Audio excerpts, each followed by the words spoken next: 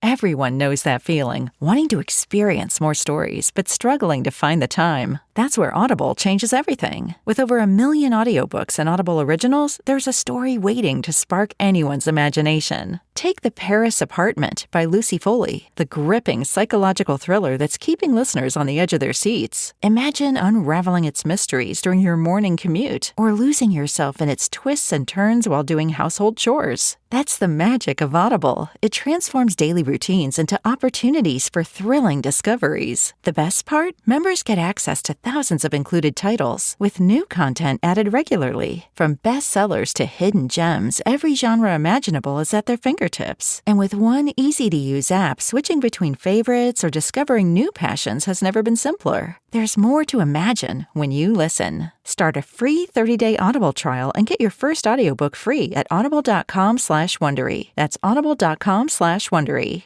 Now it's time for Inspirational Women and my guest, Elana K. Arnold, whose new book, The Blood Years, about her grandmother's life in World War II Romania, surviving the Holocaust, will help us consider the destruction and waste of war and conflicts in general. Elana K. Arnold, good morning, and thank you so greatly for being with us today. Thank you so much for having me. It's really a pleasure to be here. And I'm grateful that we have this opportunity to have a conversation about your latest book, The Blood Years, just freshly out, a young adult novel, but certainly not just for young adults. I think anyone of any age will really find the story to be gripping, certainly relevant, and also very important. Would you agree? I absolutely would. Yes, I hope that this book reaches as wide an audience as possible. While I write books about the teenage experience, I very much think that all books are for all people. So I certainly hope that the slightly lower price point won't stop full-fledged adults from picking up a copy.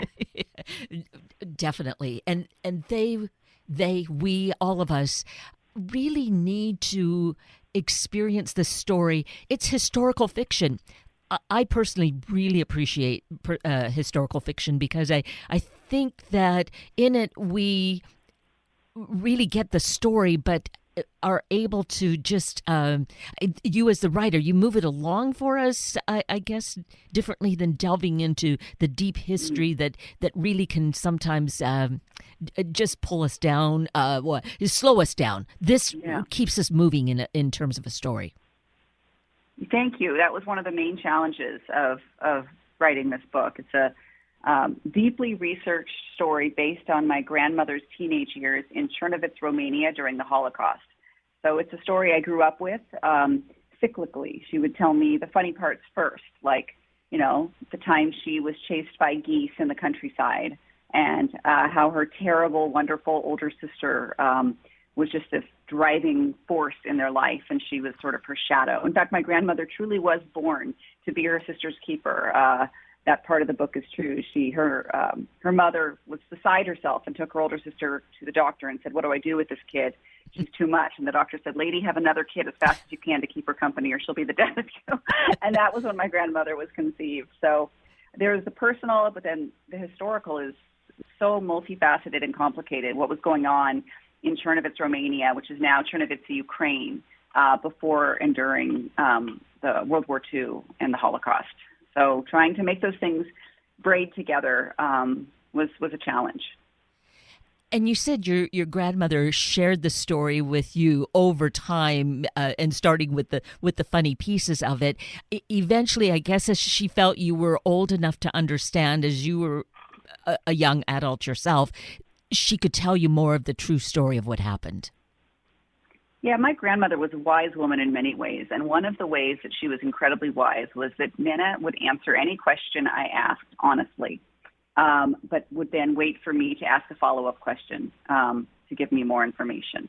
And in that way, I got to sort of lead the way a little bit on how much I wanted to know about her real-lived experience and the trauma that she endured throughout the war years. But she never said, "You're too young to know that." She never said, "I'll tell you that when you're older." She would tell me the truth in plain, short sentences and wait to see if I asked follow-up questions. And when I was done asking, we would take out the deck of cards and play gin rummy or have a cup of tea. So I always knew that she, we were Jewish and that she endured the Holocaust and that some of her family didn't make it through. But it was when I asked for more details that she gave them to me. And then certainly after I became a published writer, I think she felt even more open about sharing her story. She delighted in my career and was very proud of me as a writer.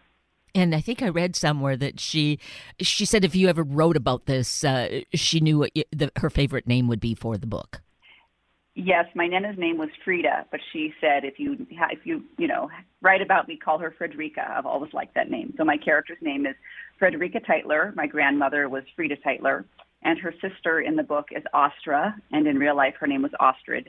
So I didn't deviate far from the true names. And in the back of the book, there are photos of all four of the main people that the book is inspired by.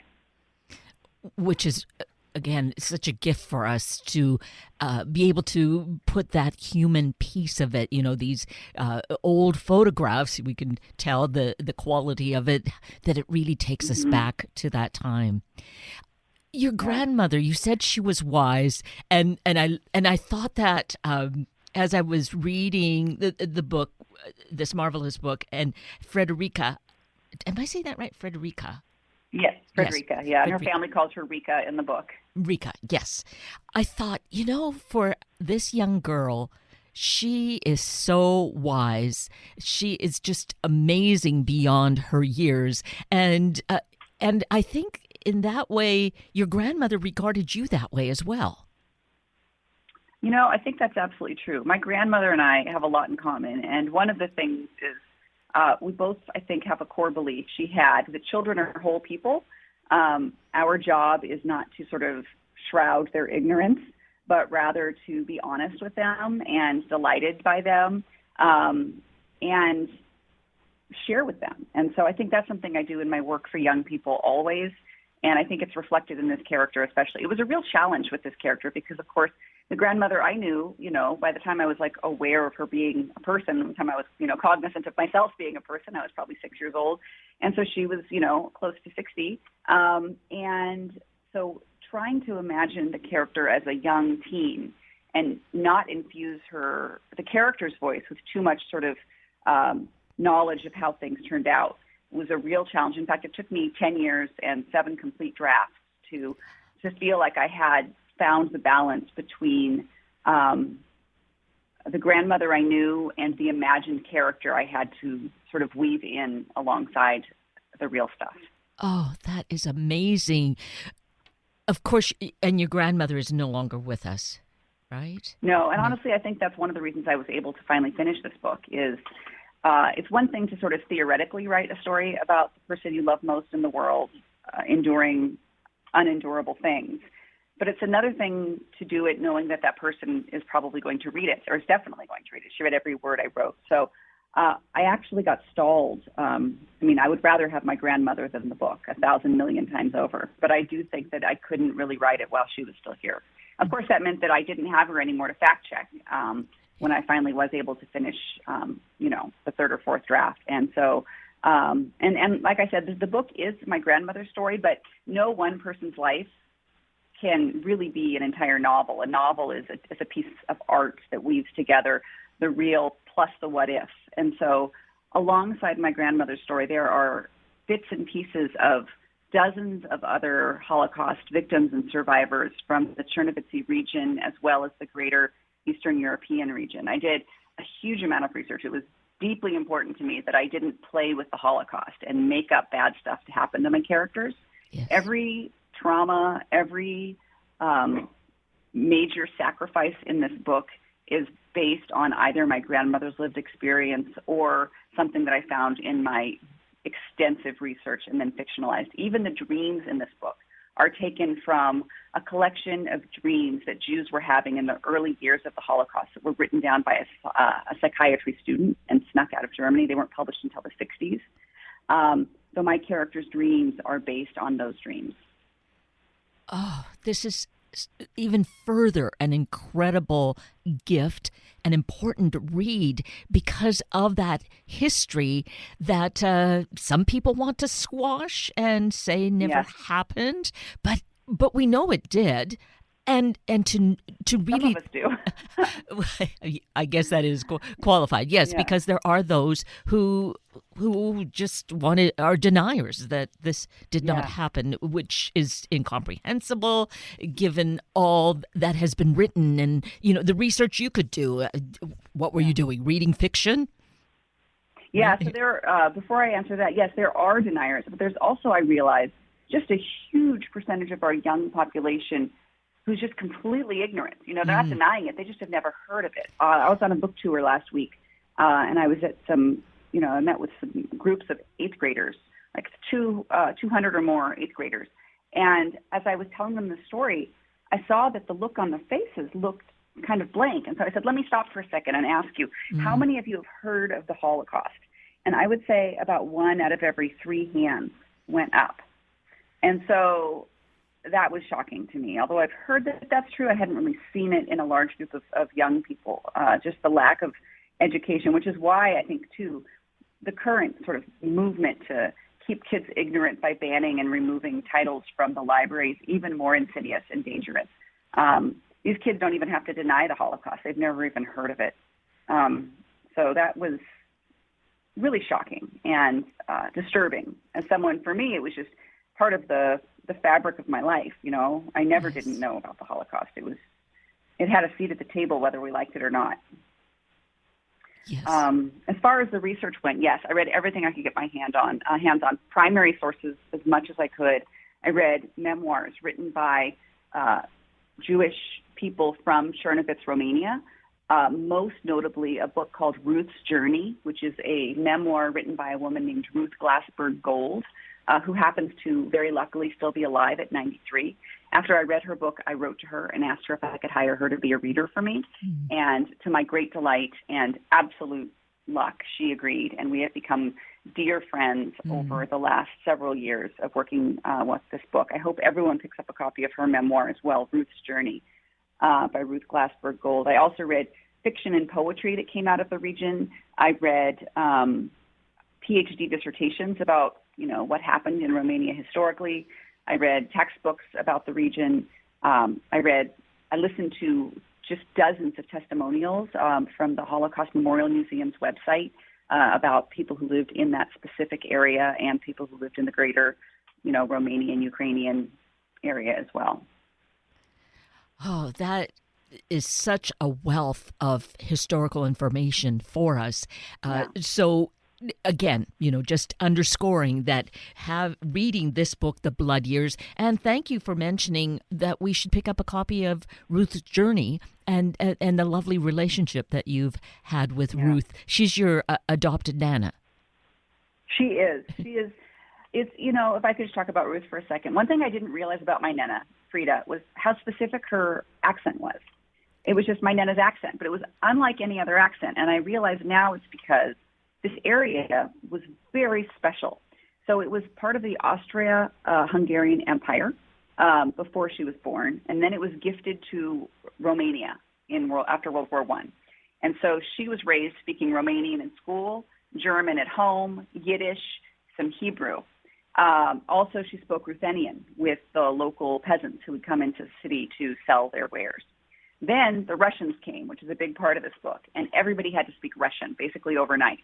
So a little bit of a Russian accent was layered in. And then, of course, the Nazi Germans came, and, then German was the language. But at that point, my family had bigger things to worry about than what the language on the street was.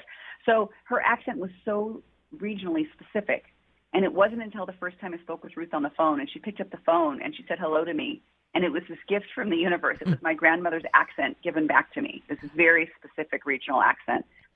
It was really a miracle to hear her accent again. And I just got off the phone with Ruth a couple of days ago. I sent her the very first copy of this book. And she told me that I have put Chernovitz on the map and immortalized it. And she said that she thought it was as if I had been there, which, no bigger it doesn't really matter what the reviews or the awards are. Hearing that from Ruth was the biggest prize I can imagine. I still won all the awards, by the way, and all the reviews, but but then Ruth's voice was the gift. And that's the thing for us, is that her what kind of exclamation mark on it just shows how you really captured it, and how we can feel like we are really getting a front row seat. Not that we wanted to be there, but we can get that understanding of what went on. Yeah, I think I did a good job. I had a wonderful editor, and he was very patient with me, and it took a long time to get it right. But there really is nothing more satisfying than doing the best job you can with something so incredibly important and precious. So, yeah, I feel satisfied. I feel like I did right by my Nana, and I did the very best I could. Well, it is truly just such a gripping story, and to have it in her teenage years, and as you said, talking to these age groups, to have us realize, yes, the world can be tough right now, but oh my gosh, what happened during those war years, and I thought, surely we learned we will never repeat that again. But if they don't know this happened, that's why we see so much of the hate perhaps surfacing, because they think it's just something that's happening today. Yeah, absolutely. And that's what happened in Chernovitz, too. People wonder, Romania killed more Jews than any other country during the Holocaust than Germany. But people aren't really aware of that. Romania did a pretty good job of erasing as much as they could the culpability that they had. They also changed sides, so they were, allied with the Germans, but then they, switched kind of at the ninth hour to ally with the Allies, and they sort of framed themselves historically as having been on the good side, but they weren't necessarily. And the thing about Jewish hate and violence against Jews is that Hitler didn't make it up. Anti-Semitism was not created by Hitler; it was channeled and magnified, but it was there, just waiting to be ignited. And it's cyclical. Pogroms against Jews are basically as old as time, and we see them again and again, both before, during, and after these years. So I do think reading a book like this helps put into context the cyclicality of hate against the Jewish people. Yes, and hopefully it helps us to see human beings, the humanity in all of us, and why ascribing a certain culture to someone makes someone so horrible. How is it really? Do you grapple with that yourself in writing, as to how this kind of discrimination, how the hate can exist, and what we can do about that? Gosh, that's a big question. I truly love humans. I think people are pretty fantastic. I mean, I remember when I was about 14 saying to my grandmother, I said, Nana, I know, and I didn't realize I was quoting Anne Frank.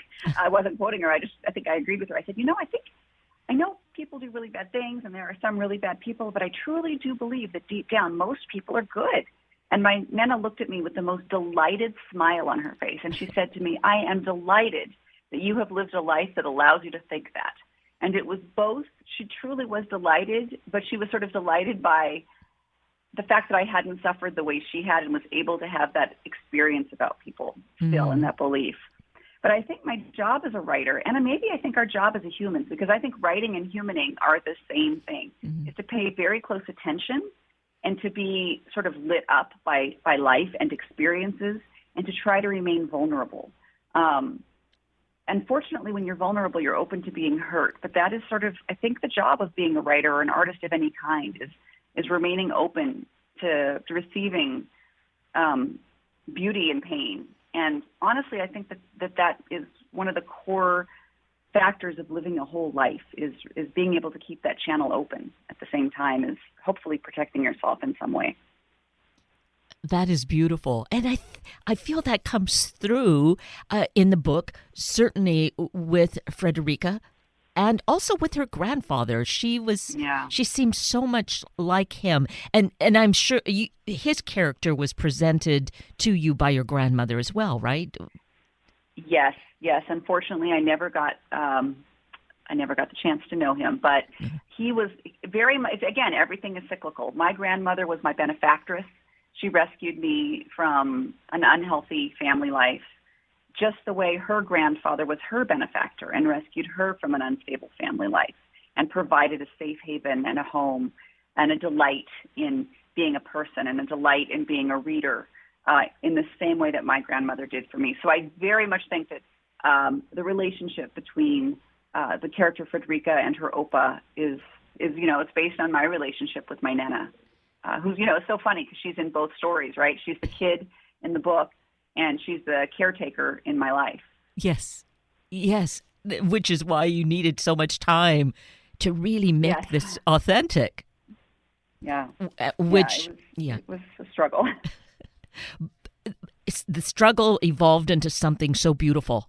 Hard, harsh life, but again, it's truth, and that's even though it's fiction, but the thread of truth is right there, and that's so critical for us to know and to embrace.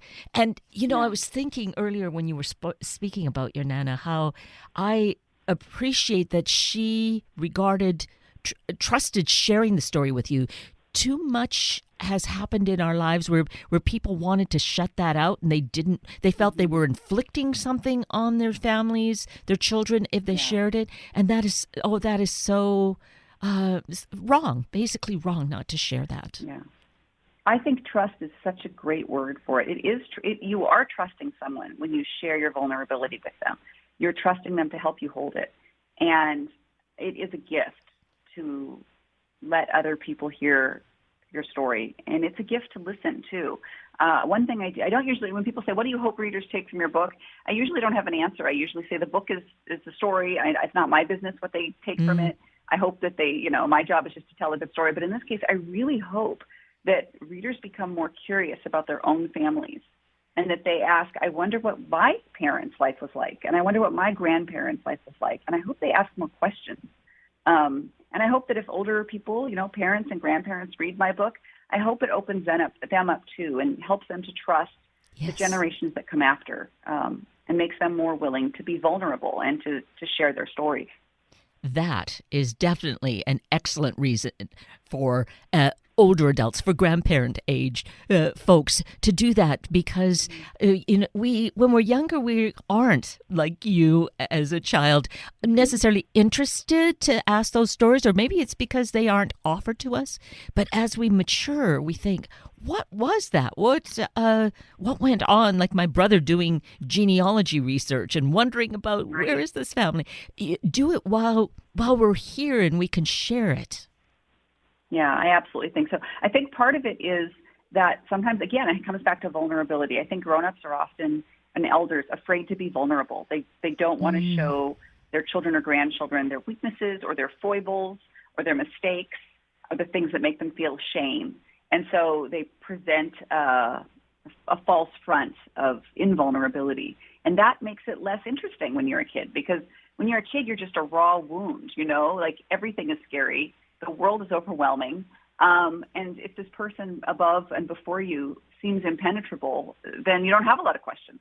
But my Nana was never like that. My grandfather, who I also love dearly, he was a Polish Jew who also had a very interesting story, but I'd never know his story as well because he would only tell me the stories and the parts of his story in which he came off as a hero.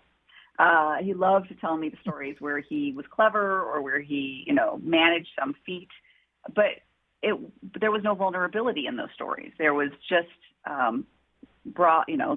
this brava, this sense of strength.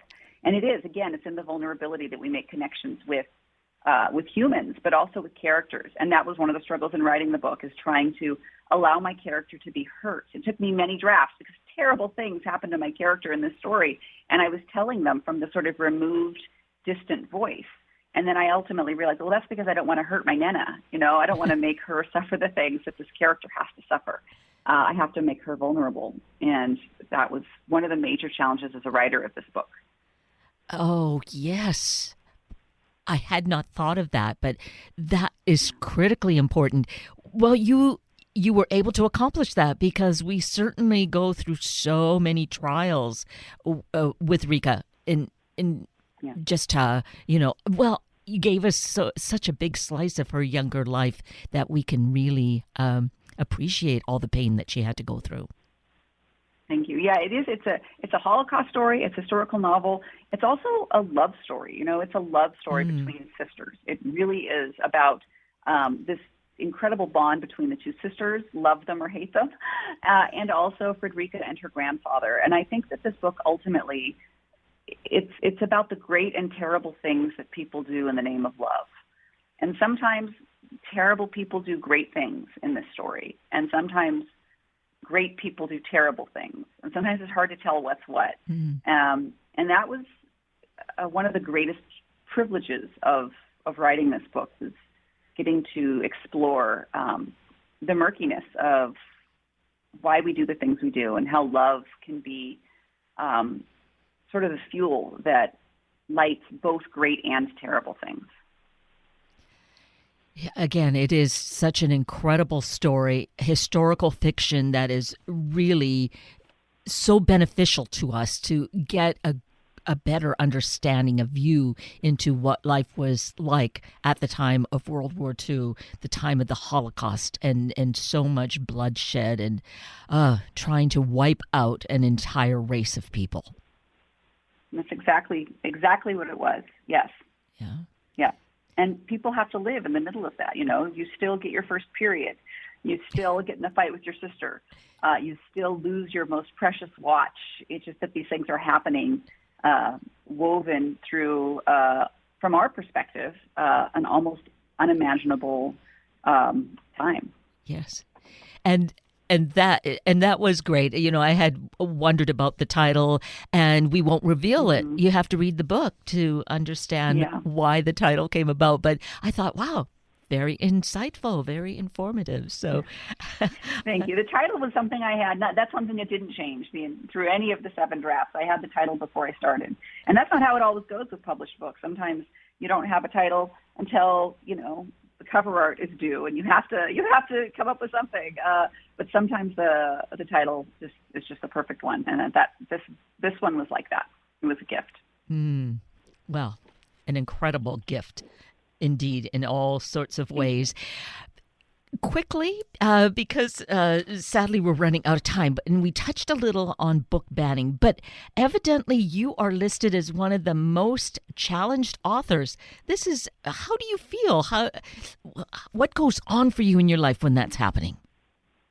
Well, I hate it. I hate that it's happening. I hate that a very small minority of people who want to remove voices and make the world smaller have an outsized influence right now on what's going on in school libraries and public libraries across the nation. I get Google alerts basically every day now about one of my books being removed, challenged, called pornographic often.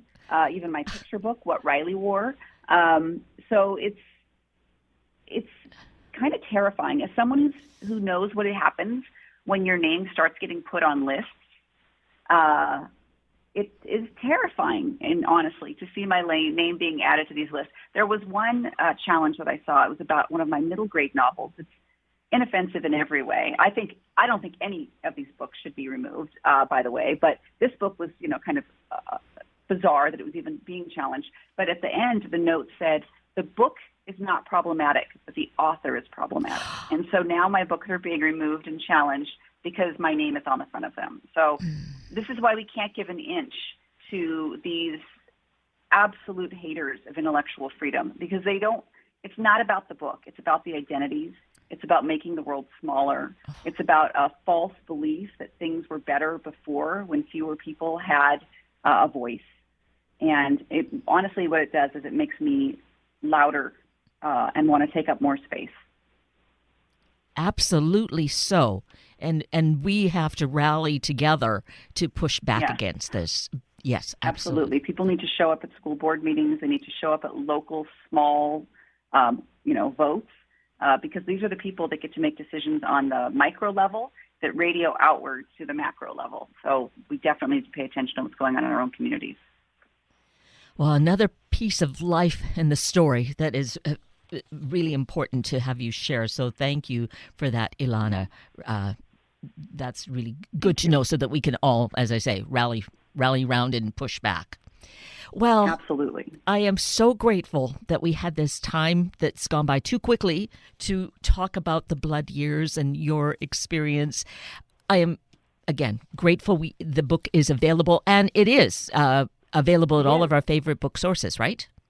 Yes. Any way you want to buy it, it is available to you. It's also an audiobook. The reader is incredible.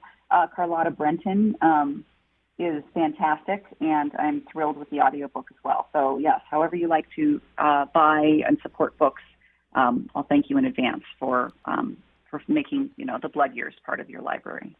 Lovely. And to follow you and know what you are up to, how do we do that? So I'm on Instagram and Twitter at Elana K. Arnold. I have a website, elanakarnold.com. And, I'm on the internet, so you're welcome to come and find me if you would like to tell me about your experience with this book or any of my books.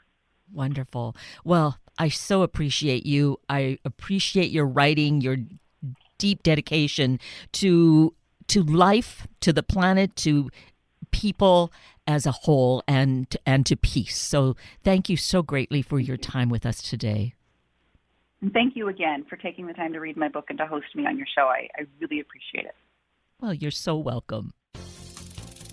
That brings us to the end of a very full hour of Inspirational Women with Elana K. Arnold and Sunday Morning Magazine with Patrick Smithick. I'm Kate Daniels, your host, and I greatly appreciate your sharing this hour with me and these special guests. For details you might have missed or information you'd like to know, please just send me an email, kated@warm1069.com, and I will get right back to you. Also, if you'd like to listen again or share these important stories with your family and friends, find the podcast on our Warm 1069 webpage. Just click on the podcast tab, then either of the show names, and then look for the guest names. I now wish you and your family a day of compassion and care for those close to you and far from you, and have it ripple out into the community and the world. Have a week of the same, and then please plan to join me again next weekend for another hour of Sunday Morning Magazine and Inspirational Women on Warm 1069. Good morning.